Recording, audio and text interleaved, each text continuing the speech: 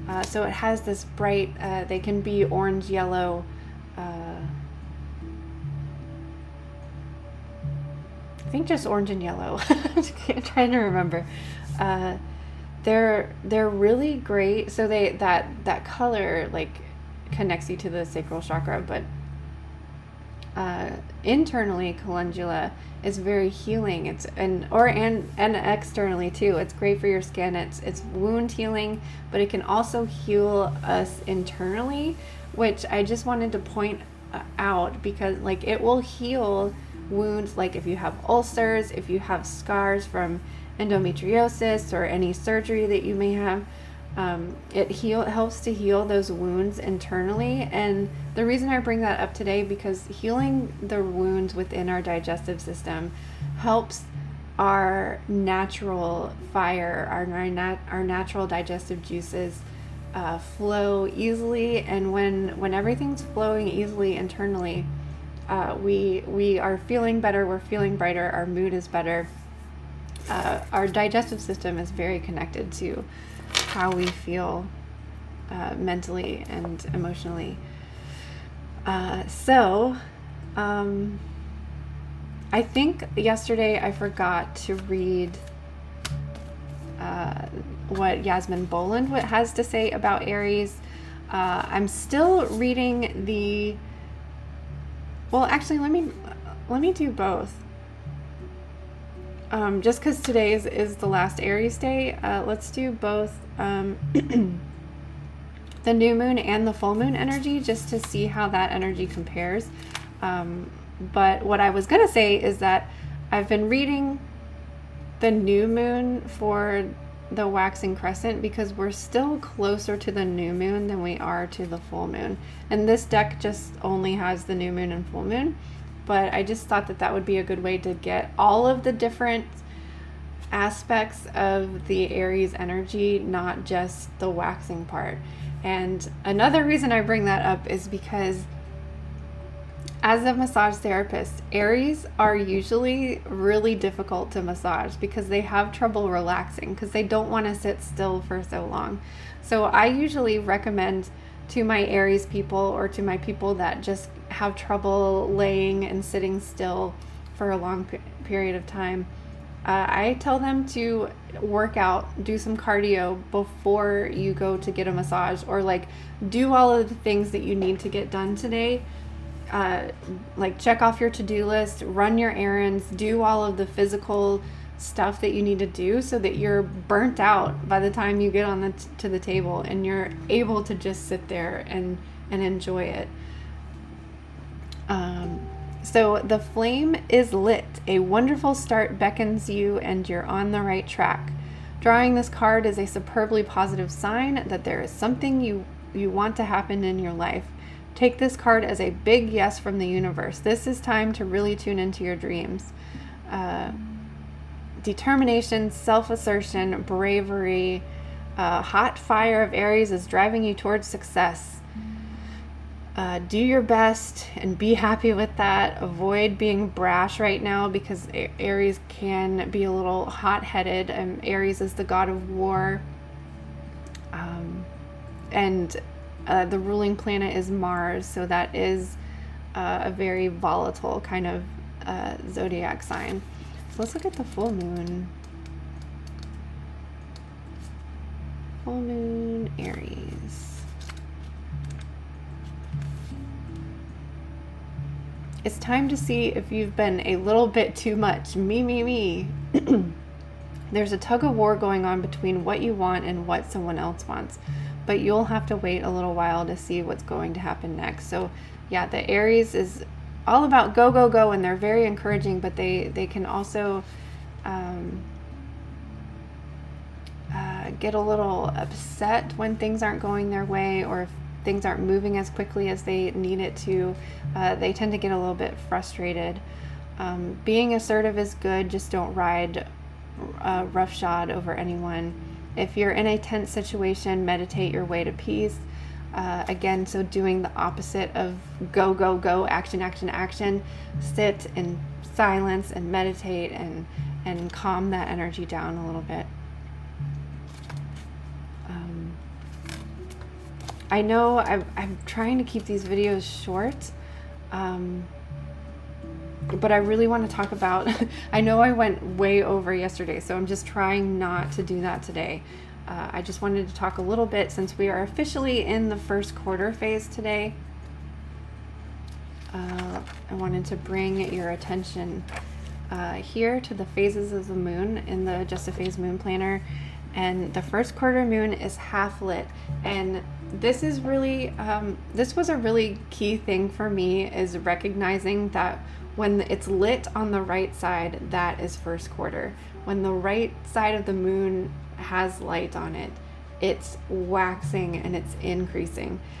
This was a really big thing for me because I didn't understand the difference between first quarter and last quarter when I first started following the moon. I was like, but they're both half lit. Like, I just didn't understand.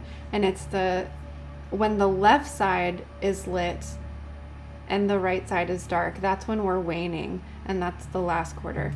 But so when the right is light, the moon is waxing. So that's all, like, the big thing I want you to remember about this moon phase.